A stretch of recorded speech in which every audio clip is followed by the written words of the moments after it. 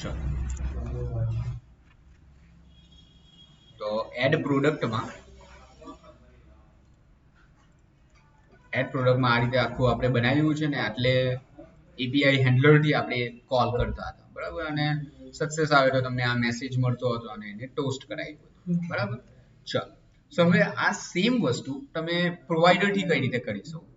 સો પ્રોવાઈડરમાં શું કરીએ છીએ આપણે કે આ જે વસ્તુ આટલે કરેલી છે એની જગ્યા પર પ્રોવાઈડરમાં કરવી પડે ખાલી ઓકે સો પ્રોડક્ટ પ્રોવાઈડરમાં આપણે આટલે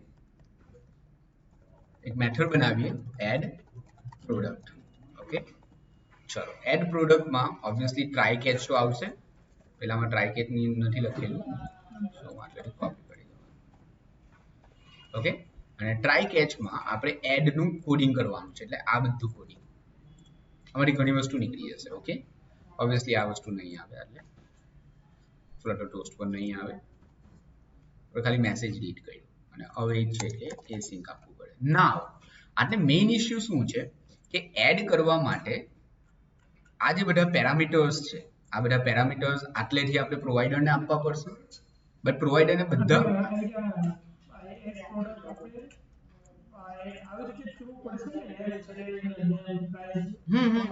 તો નેમ પ્રાઇસ ને ક્વોન્ટિટી આઈડિયા આટલે આવી હવે આટલેથી એને પ્રોવાઈડરમાં લઈ જવી પડશે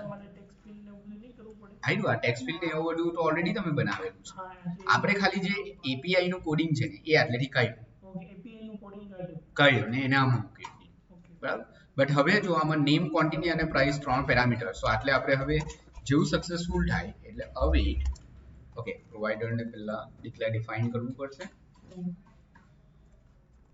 તો પ્રોડક્ટ પ્રોવાઈડર અને એટલે ઇનિટ સ્ટેટમાં એને ડિફાઇન કરી સો provider equals to provider dot off પેલા વ્યૂમાં કહ્યું ને ઇનિટ સ્ટેટમાં તમે આટલે લિસ્ટ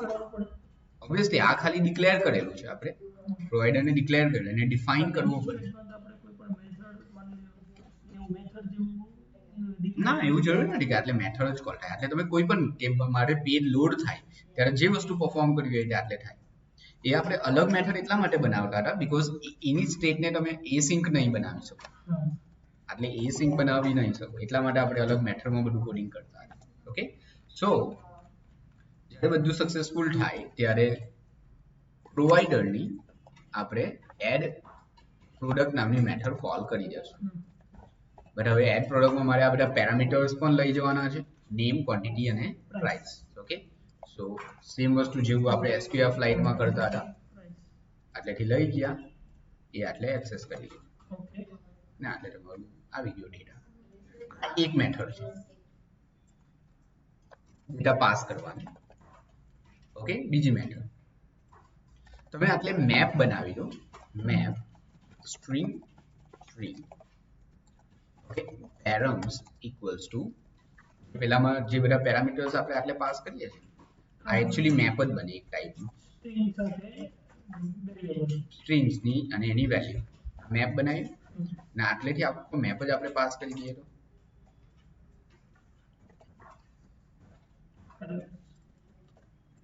આટલે આ params ડાયરેક્ટ આટલે આપી દઈએ ઓકે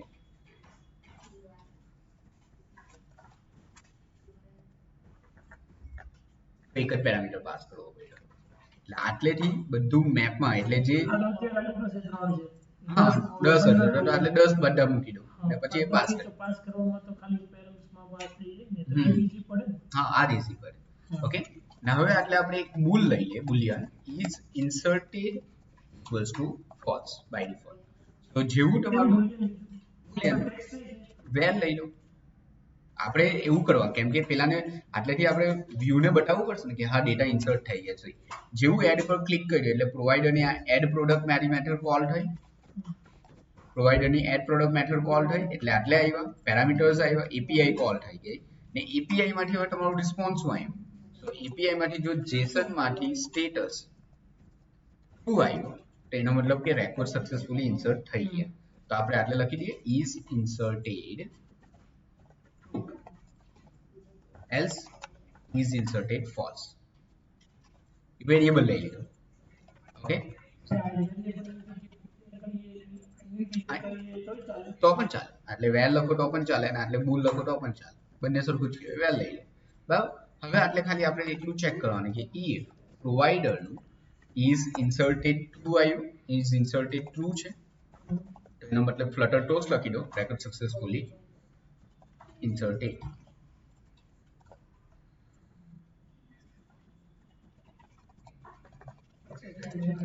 success as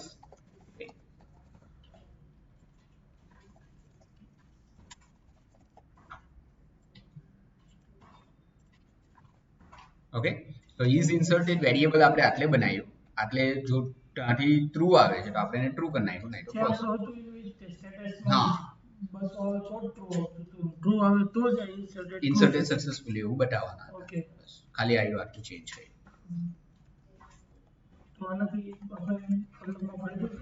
ફાયદો હવે ધારો કે આ એડ પ્રોડક્ટ બીજી જગ્યા પર સેમ તમે કોલ કરવાના, બરાબર, તો ખાલી આઈડિયા આ એડ પ્રોડક્ટની મેથડ જ બનાવવાની. અત્યારે શું થતું હતું, આ કોડ તમારે બે જગ્યા લખવો પડશે, જ્યારે આમાં તમે કોડ એક જગ્યા લખો, બસ હવે આને એડ પ્રોડક્ટ પર આટલેથી કોલ કરો તો કોઈ બીજા પેજ પરથી કોલ કરો, આપણે મેથડ આ એક જ વસ્તુ લખવાની. એવું હોઈ શકે રિક્વાયરમેન્ટ કે બે ત્રણ પેજમાંથી ઇન્સર્ટ કરવાનું. એવું લાઈવમાં એક્ઝામ્પલ જોઈએ તો ઇન્ક્વાયરી અને કોન્ટેક્ટ સપોર્ટ. હવે કોન્ટેક્ટના પેજ પરથી પણ એક ફોર્મ ભરવાનું અને સપોર્ટના પેજ પરથી પણ એક ફોર્મ ભરવાનું. ફોર્મ સેમ જ હોય બટ બંને પેજ અલગ અલગ. તો આવા ટાઈમ પર તમને આ કામ લાગે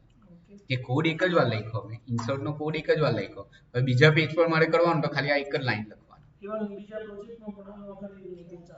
હા, ઓકે. ધારો કે આટલે જે મેસેજ આવે છે એ મેસેજ પણ આપણને જોઈએ છે, તો વેર msg ઇક્વલ્સ ટુ બ્લેન્ક, બરાબર, એટલે msg આપણે રીડ કરીએ, msg ઇક્વલ્સ ટુ જેસન માં, આપણા જેસન માંથી ખબર છે મેસેજ પણ આવતો હતો, તમે આટલે મેસેજ કી છે, આમાં મેસેજ બ્લેન્ક કરી, તો આ મેસેજ પણ ડાયરેક્ટ આટલે એક્સેસ થઈ જાય. પ્રોવાઇડર આગળ પ્રોવાઇડર ડોટ msg. એટલે કોઈ પણ વેરિયેબલ્સ તમે આટલે ડિક્લેર ને એવું કરેલું હોય તે આટલે એક્સેસ કરી શકો પ્રોવાઇડરથી, બરાબર. ચાલો આ જો ઇન્સર્ટ થાય છે કે નહીં પ્રોવાઇડરથી.